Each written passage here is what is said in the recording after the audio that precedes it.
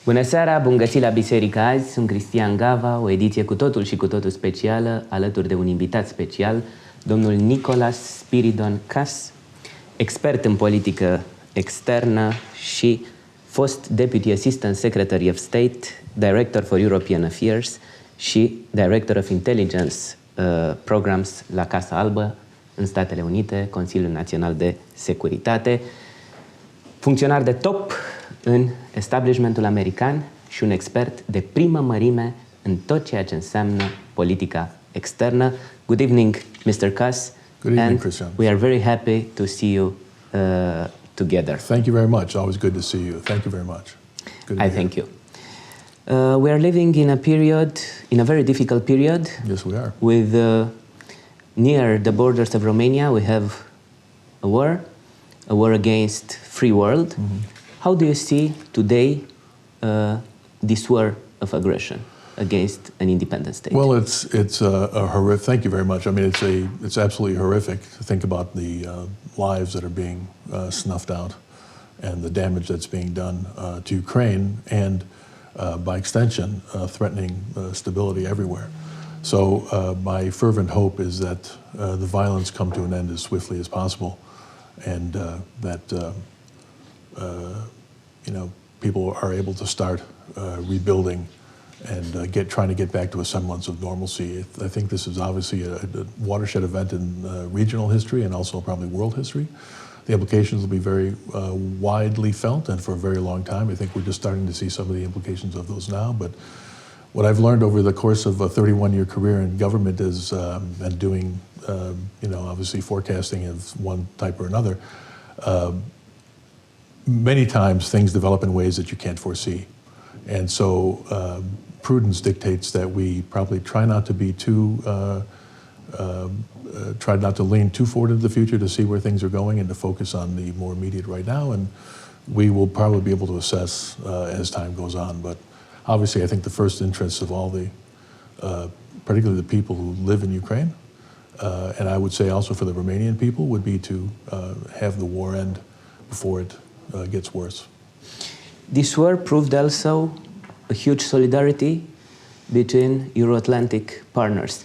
How do you see now relations between Europe and the United States? Well, it's an interesting question. I think Europe is a rather complex beast. There are a variety of different moving parts in it. All are sovereign states, obviously combined under both the NATO aegis, and in Europe, the EU as well, but still sovereign states. And so different states have different views about where things should go and how things should end. I think for the United States in particular, and for Romania, which I think is the most immediate thing that we should be focusing on, all of us should be focusing on, this demonstrates the importance of Romania as a key strategic partner for the United States, and one that I think will serve very, very well for the future and the ability to shore up stability in this very, very critical region. That is to say, this area from Greece all the way up to the Baltic Sea, which is both NATO territory, part of the EU, and I think almost everybody's part in the EU in this corridor, and that this will become a much more important area of our focus moving ahead. How do you see now, in this way, the importance of Romania, Poland, and Ukraine as partners? Well, I mean, I think first we should, in the context of the NATO alliance, we should focus on the NATO signatory members. Poland and Romania are partners. Strong partners with strong relations. Strong partners, strong relations. I think strong defenders of freedom. Strong defenders of freedom have a strong interest in repelling this kind of aggression, but also have some differences. I think, as two states would normally have. I think the Romanian government and state is playing a very, very positive role, but also very, very cautious, as one would expect, given the history of Romania and the way in which Romania has internalized conflicts over time. So this is a perfectly understandable thing. Again, I think that the focus should be properly on shoring up the relationship among the NATO signatory states, the actual members, the treaty obligated members of the alliance, and to see what they can do to help stabilize the situation in Ukraine. But focus has to be on the security of the members, and what that means in our case here, in the case we're talking about today, Romania, and focusing on Romanian security. And that security is not just military. I mean, it's not just, there's not just a military component to it. I mean, I like to think of the security relationships as the bones of a good bilateral situation, but there also needs to be strong commercial ties, and the stronger the commercial ties, I think, particularly between the United States, where commercial know-how is extremely important and extremely valuable, and Romania, then you can also insulate that relationship from, you know, other influences that will be coming out and trying to penetrate on the commercial side as well. So the security apparatus, security architecture is the key, is the bones of the relationship, but the meat has to be the commercial side. And I think that's what I'm hoping to see coming down the line. Starting with the First World War, and also before, United States were a strong supporter of young states, of young democracies in Central and Eastern Europe. Right. How do you see now the relations between United States and this part of Europe? Well, again, I think what you're seeing generally... Strong partnership. Yes, I think that there is every expectation that you can see a strengthening of those relations, because I think they're mutually beneficial. It's in the interest of stability. And I think it's an area in which, properly constructed and properly considered, the United States can make enormous contributions to the development of the Romanian economy and the Romanian society as a whole. I think the first key to doing that, of course, is to try to promote regional stability. So it's one thing to shore up the NATO members and the security of NATO. The other thing now is to, in that context, to focus on ways to bring the war in Ukraine to a quick end, because the longer it goes on, the more problematic it is, obviously. And you're seeing some of the effects of that in the massive refugee flows that have come out of the country. There's probably still more that could happen.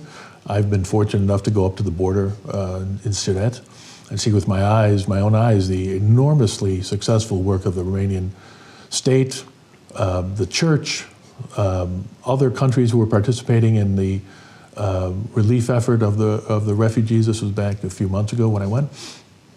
And I thought of it as a really, really interesting and often untold story. I mean, in the United States, a lot of people are rightly focusing on the situation in Poland and what the Poles did for refugees there, and I think that's perfectly legitimate, obviously, but living here in Romania... Yes, it's very true. Yes, but living here in Romania, I think that there's also a story for the Romanians to tell, or to be told about Romania, which is very positive. To see people pulling together under very, very dire circumstances to help innocent people, knowing that you know, there's still danger lurking over the horizon. I mean, I think it's a very, very compelling story, and it's one that I think it would be good if it was more widely understood and heard about in the West. How do you see the future of young ex-Soviet democracies like Moldova, Georgia, and Ukraine? They were under pressure, under attack from Russia, not only military, but also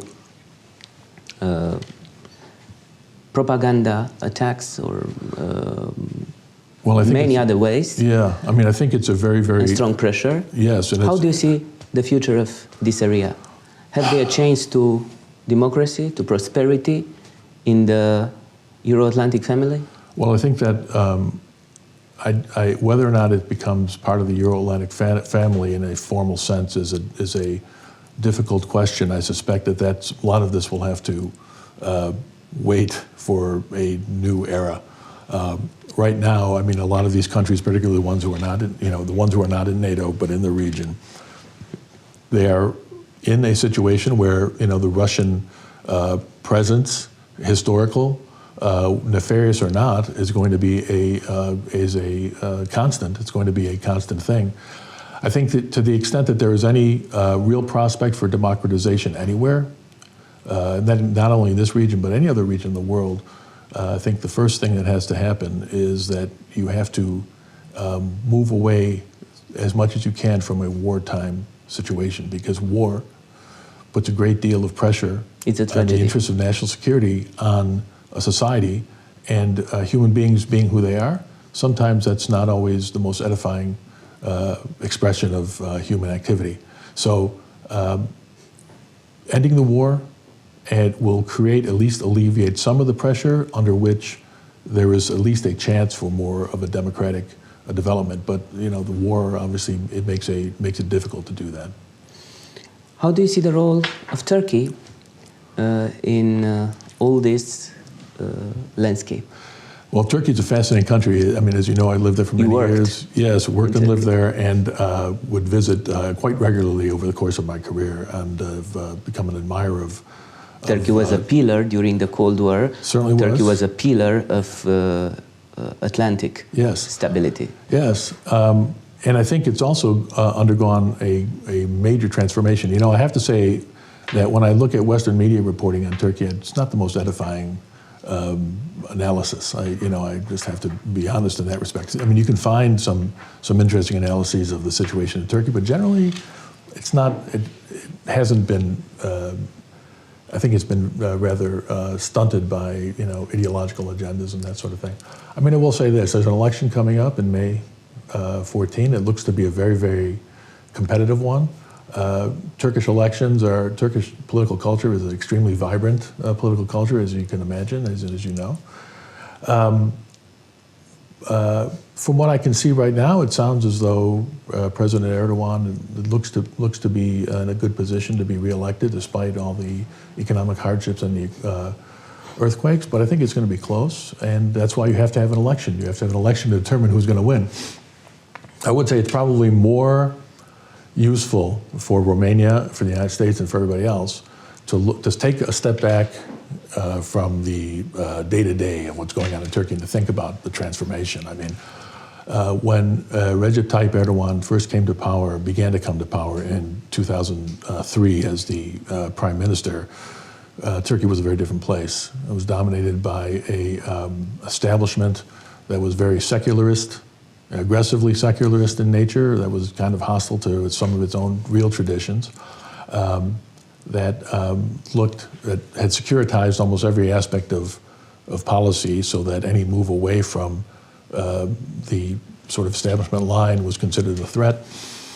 And it was subject to a lot of instability and weakness, internal weakness and lack of progress on the economy and other things. What we see now, I think, is a Turkey that has connected with its past in ways that are appropriate.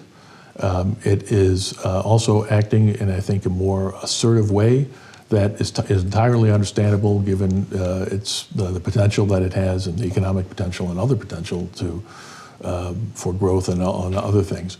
So when you think about Turkey, whether people like President Erdogan or not, you have to think of him as a historical figure, because the country has gone through enormous change. And I think also with Erdogan, you have a guy who was able to maneuver in an extremely difficult political situation. I mean, there were many, many coups d'etats in Turkey. There were efforts to unseat him. There were a variety of different ways in which pressure from the Kemalist state was exerted on President Erdogan, the AKP, and he came through it. It wasn't easy. So I think that there's some lesson there, and I think the key that comes out of all of this, when I think, again, big picture on Turkey, is that whereas civilian rulers were once nominally in control, but it was the so-called deep state that was really the power in Turkey, because of President Erdogan, elected civilians are the actual power now in Turkey, and I think that's all to the good. And there's always room for improvement, but I think that's been the most monumental change, is civilian control and oversight over the bureaucracy. United States promoted democracy and promotes democracy and freedom, and one of the goals was democracy everywhere. Right. For sure that there are countries where it's very difficult Indeed. to have the Western style of democracy. I will ask you about the biggest threat to American democracy and to America's position of defender of freedom in the world. China, Russia, what do you think? Well, The major threats. I think they're both threats and challenges. I mean, China is let's put it this way, China is a peer competitor. They have a huge economy and they are incredibly dynamic. And I think approaching international relations with a rather pragmatic viewpoint. I don't think that they're trying to impose. In the business field. That's basically the language, the grammar of Chinese outreach seems to be mostly commercial, which makes a lot of sense. It's a very smart move. I think with Russia, the former Soviet Union, they still retain a huge nuclear force, and that always has to be taken into consideration.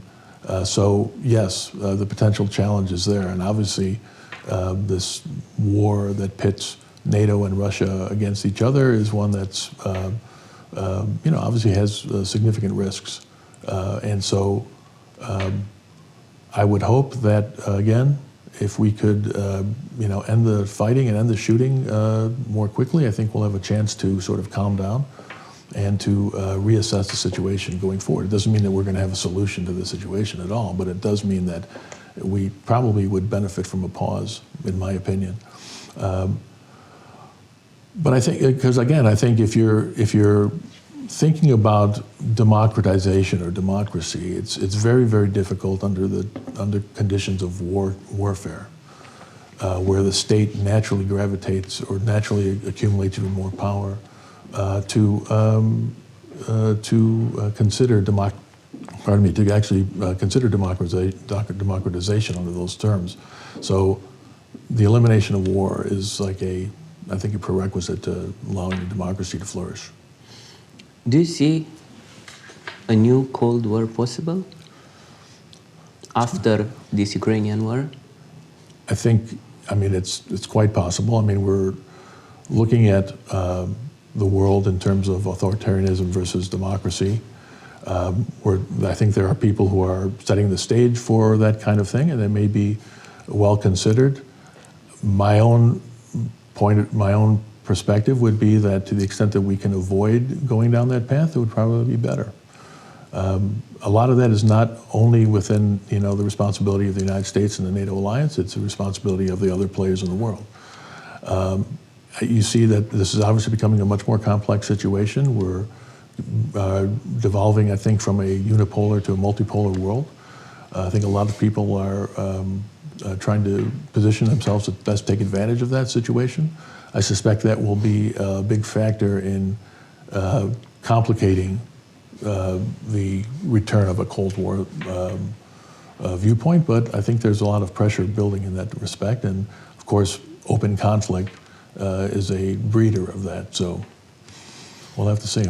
How do you see the future of Euro-Atlantic integration regarding United States and European Union? Do you believe in further integration of the Western world? I believe that it's a really interesting question. I think that there has to be a balance between sovereignty of individual states who know best what's going on in their countries. Yes, for sure, they have their history. Right. So, for example, I think that the most important thing in this respect is to start out with an analysis of what's actually going on the ground in any particular area. So before we can even consider that, it's interesting when you think about it from the sort of strategic level. You abstract this problem, you make it a 30,000-foot problem, you eliminate all the complexities in order to impose some ideological or rational coherence on the situation, which may not lend itself to that. So you have to look at each individual area. You have to look at Romania, you have to look at Turkey, you have to look at Greece, you have to look at Poland and all these other countries and understand what the local dynamics are, understand what the interests of those particular countries are, because they all have national interests, and to respect them and to find ways to work with those and find areas where you can cooperate. But I think the first element of wisdom here is to understand the environment in which you're operating first. That's number one. After that, you can start thinking about where you might want to go. And Europe has many different environments. Yes, it does. It's a very complex organism. Yes. Look at Balkans. Indeed. Maybe an area like Texas or like an American state, you have many cultures and many different histories. Indeed. And Romania has a particular history and has a particular set of values, and as you know, Latin, Slavic, in Balkans. yes, There are Latin, indeed. Slavic, Greeks, Orthodox, Muslim, Catholics. Catholics, Jews. There are a variety of different peoples with different perspectives. I mean, there are obviously commonalities that one can find, but again, I think the bottom line is, the first thing is, wise policymaking requires a very good grasp of the phenomenon in which you are examining. And if you don't have that, then it's hard to proceed. I mean, mistakes have been made by many, many countries because they have not perceived the realities on the ground. I mean, the 20th century was, I think, replete with many examples we probably don't even need to go into. But I think that that's the beginning of wisdom. And if you proceed in that way, if you, for example, understand the ground, what's actually going on here on the ground in Romania, then what you do, how you do it, all of that is conditional upon that basic knowledge. So I highly recommend that approach to anybody. How do you see the role of religious diplomacy in our world today in solving conflicts? Well, it's an important question. I mean, I think religion has been a source of strife, or at least has been used to identify and, shall we say, separate people on the basis of a perceived understanding of a religious faith. I think that in this modern world, modern materialistic world, this postmodern world that we're heading into, that there's probably more commonality among people of goodwill and of faith than there is difference. Now, obviously, from the theological perspective, there will be a great difference between any of the great Abrahamic faiths on the margins, but there's also a great deal of continuity. What do people want? They want stability. They want family. They want family values. They want to be able to raise their children in peace. These are kinds of things that speak to our religious aspirations, I think, and can become the basis of a dialogue and outreach. So, you know, I've spent my life in trying to reach out from my perspective to the perspective, let's say, Muslims in Turkey, for example. And that's been very, very edifying for me. I've learned an awful lot. I've, discovered that there are people, and it's amazing when you think about it, how at the basic level, we're all basically looking for the same things. And so I think that is the basis of a dialogue, because again, in the world that we're facing today, I think there's more commonality among people who take the faith seriously than different. And so I think that's the thing to pursue. Yeah. How can we explain decline of Christianity in the Western world? Well, I know it's really an interesting problem. I know the church here is very, very much following it. I think it's a matter of secularization running to a logical sort of extreme, coming from the Enlightenment, frankly. I mean, it's an interesting philosophical and historical debate. What I'd like to think is that, in this case, Romania may have some lessons for others. One of the things I'd like to do is to try to bring together people of faith from the United States and people here.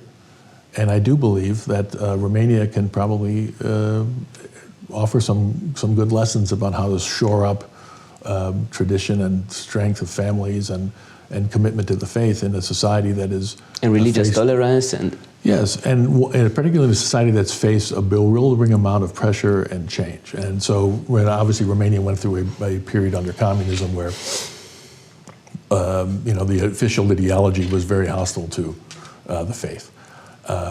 where it was an extremely materialistic ideology, and yet the church survived. And I think Romania is one of the only, if not the only, country in Europe now where religious observance seems to be growing. So I think that they do have some lessons for us, for the countries in the further west. And so perhaps by engaging in dialogue with Romanian religious leaders and others, there are probably things that we can learn as well. Just as the West, the United States, and even Brussels can impart some positive impetus for some decent reform in the sort of, let's say, the governmental sector, the oversight of various activities of government. On the commercial side, where I think the United States has a particularly strong ability to reach out, so too I think Romania can help enlighten people of faith in the United States and elsewhere about what it takes to maintain a strong commitment and keep the society moving along. How do you see the Orthodox communities in the United States? Well, you are Orthodox. I am Orthodox, and actually, I'm really happy to be here today because this is Holy Week, and this is my first Holy Week in Romania. Last year, we were in Constantinople, and we had arrived out in 2021, as you know. So,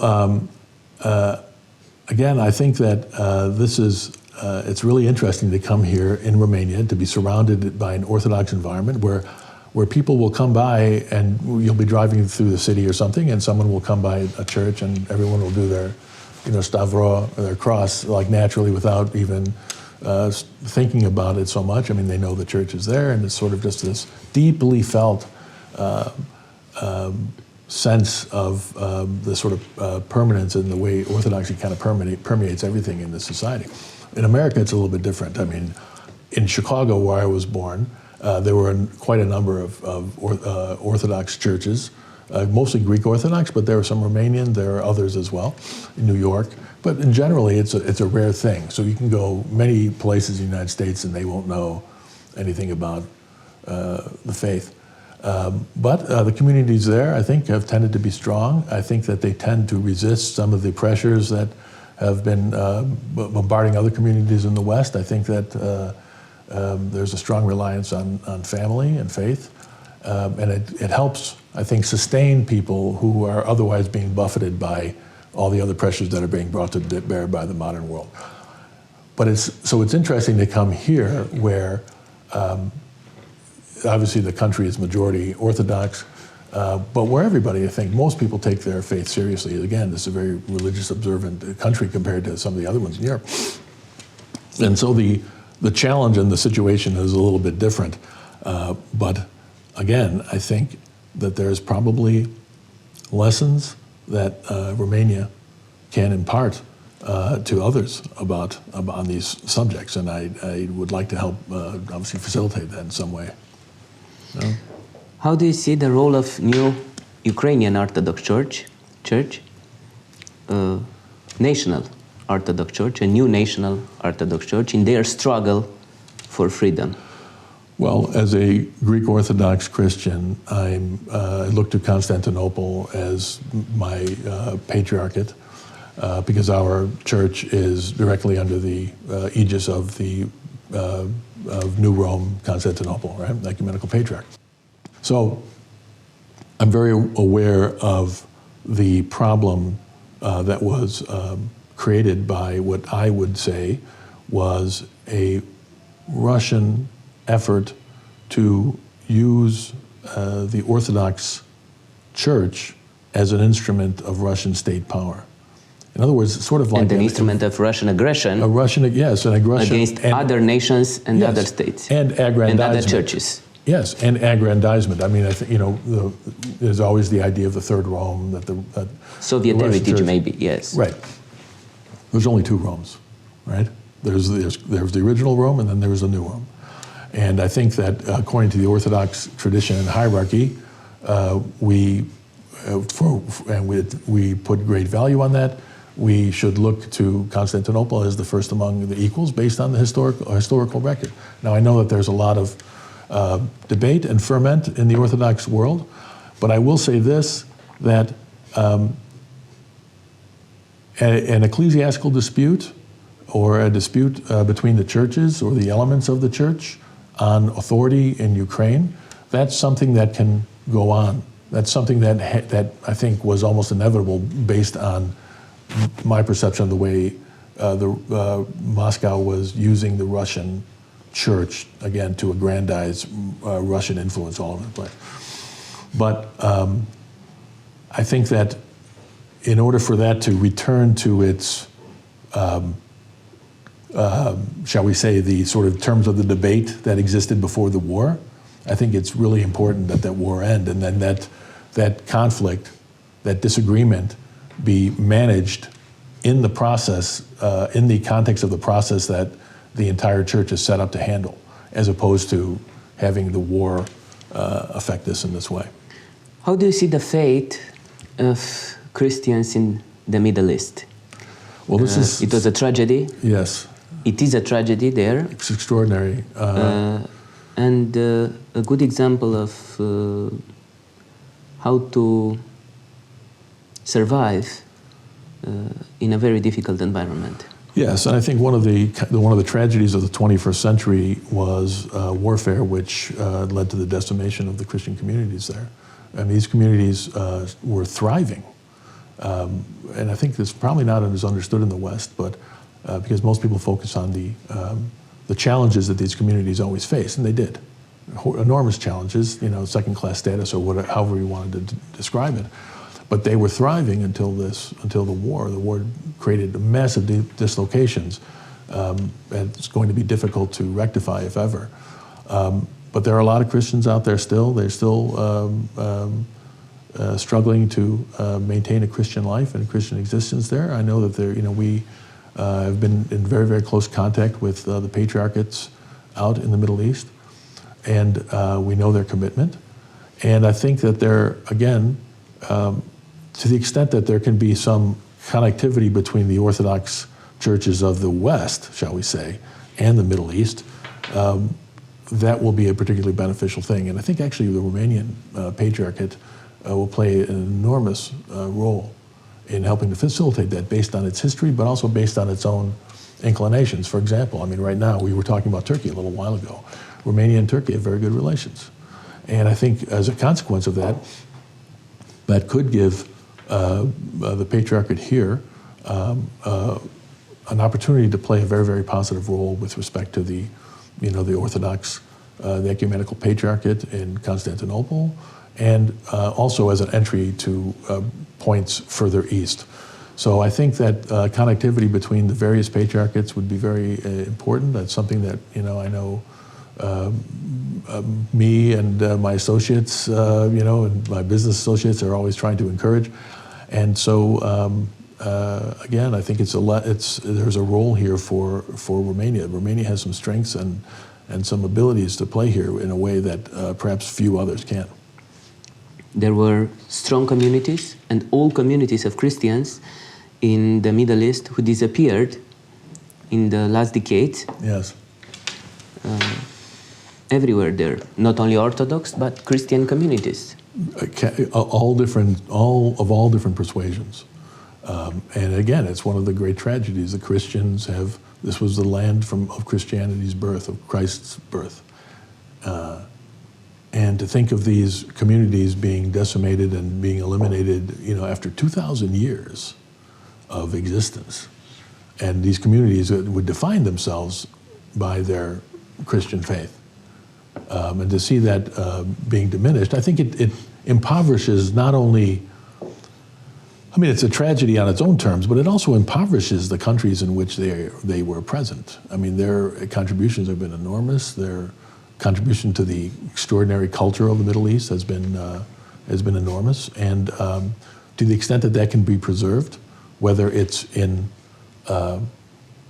Syria or Iraq, where I know the government of the Kurdistan Regional Government has been very, very hospitable to Christians there in particular, or in Constantinople, where the Ecumenical Patriarchate is situated. The survival of these communities and these institutions will have an enormous repercussions, as with their elimination, on the fate first of Christianity, but I think of Orthodox Christianity, but then I think the wider Christian world, and also in terms of the political and cultural progress or development of these regions. So I think it behooves everybody to think about that.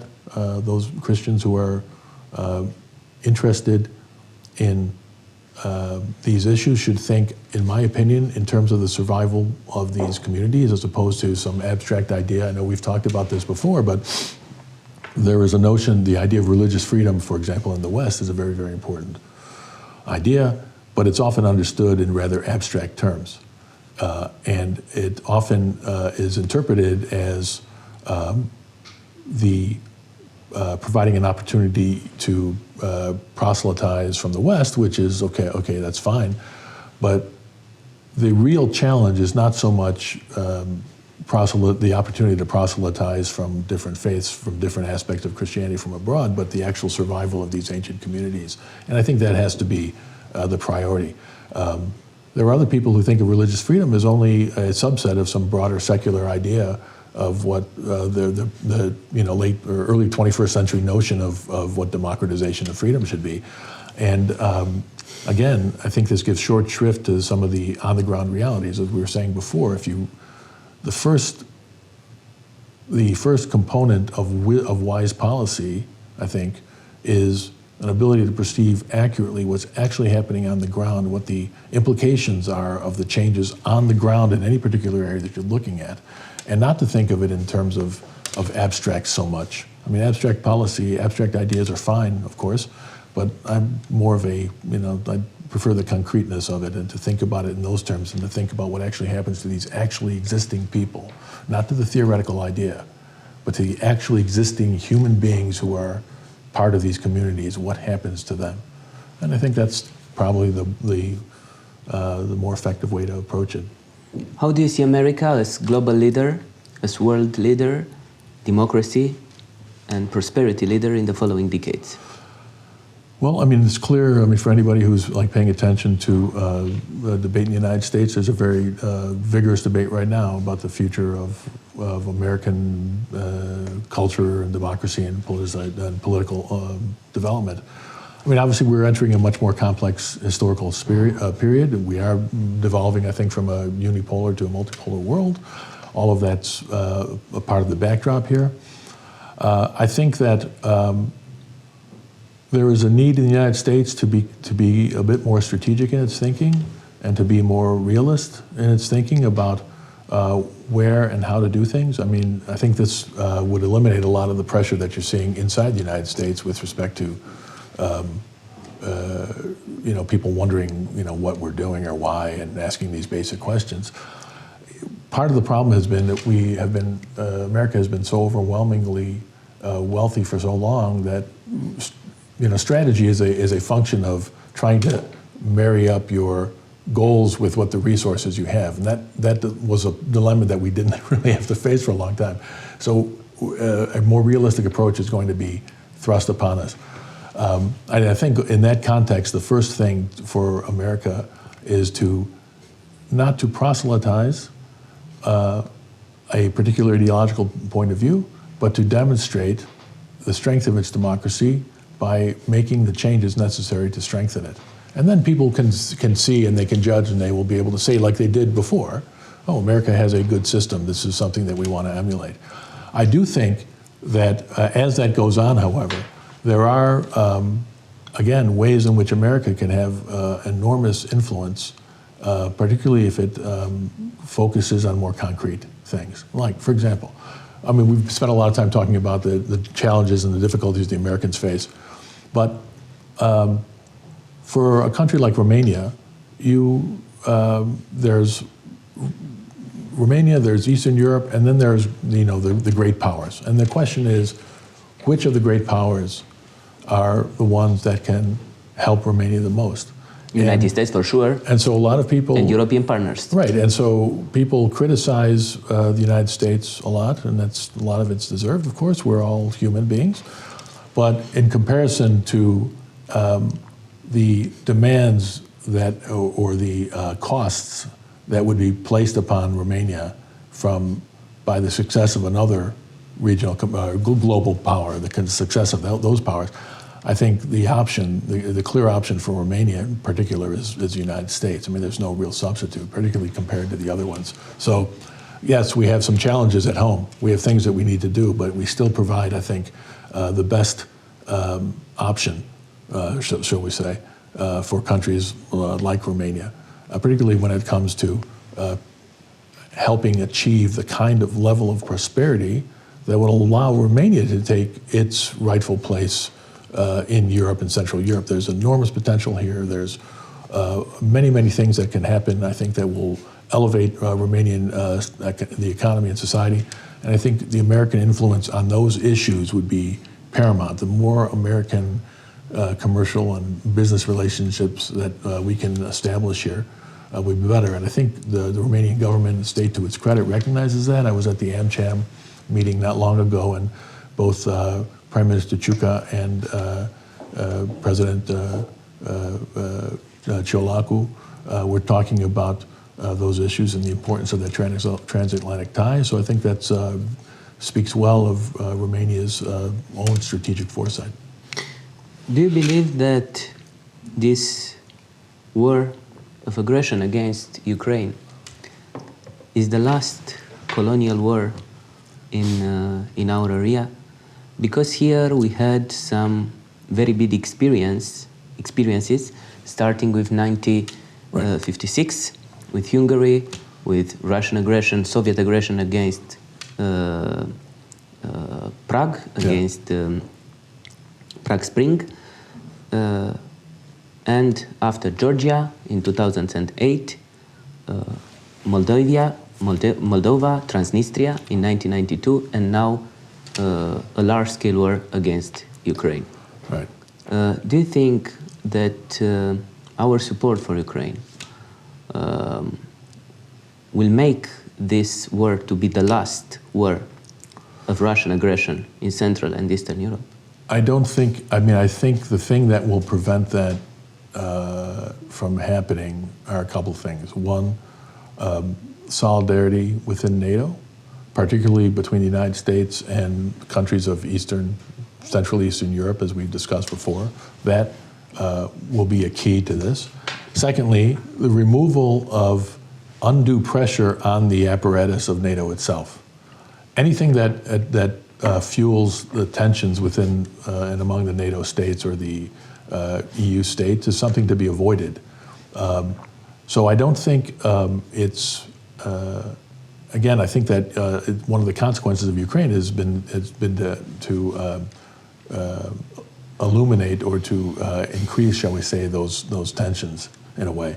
Despite the broader effort, I think we're all sort of united, but within there's a sort of subliminal or subterranean sort of tension going on in a variety of different places. The other thing I think that is a limitation on that. So I think one, shoring up NATO, and one of the silver linings of that is the renewed commitment to the security of the NATO treaty members. Okay, so NATO members, their security isn't violent, and I think that that's a good thing coming out of this very, very unfortunate situation. The other thing is I think that we're seeing the limitations of the Russian military. I mean, there was a lot of talk about how, and I'm not a military expert, so I hesitate to go into too much about this, but it's clear that the Russian army, at least as an aggressive force that can project power beyond its borders, has great limitations. So I think that the idea of Russia as a threat, military threat to NATO, apart from the obviously the nuclear concern that everybody has to be aware of, has been overblown. So I think that if we focus on preserving NATO, strengthening the commitment among NATO states, eliminating the causes of external causes that create tension on that apparatus, then I think we're going to be all better served. So again, I think that a realistic approach to what's happening, a clear-eyed approach to what's happening, will be a really, really important thing for us, and to stop thinking ideologically and to think more in terms of actual concrete realities on the ground. We'll finish our dialogue. The time has passed. I want to ask you about the future of the Romanian-American relations. Yeah. How do you see the future of American-Romanian relations? Well, I think it's really bright, and I think it's bright for two reasons. One, again, strategic partnership. Strategic partnership. I think on both sides of the Atlantic, both in Romania and in the United States, people realize that Romania, as now a kind of quasi-frontline state here, plays an enormously important role. And I think that strategic cooperation, military cooperation within the context of NATO and defending NATO is a very, very healthy and beneficial thing, and actually helps relieve pressure and tensions in Romania, because it will help assure the public that they are protected as they should be in any kind of in the NATO environment. Secondly, though, and I think this is where things will get even better, the key to the long-term sustainability of anything is going to be the commercial ties. And I think that people are starting to look at Romania now as an opportunity, a place of opportunity. And I think that the extent that we can stabilize the situation in the region politically, the more that gives an opportunity for people to make the kind of investments here that I know many of us are encouraging and seeking. And I think that is all to the good for the permanence of Romania-U.S. ties. I thank you a lot for being near us. Thank you. I thank you a lot. Thank you very much. Alături de noi a fost expertul de primă mărime în politică externă american, domnul Spyridon Kass. Sunt Cristian Gava. Până săptămâna viitoare, rămâneți alături de Trinitas TV. La revedere!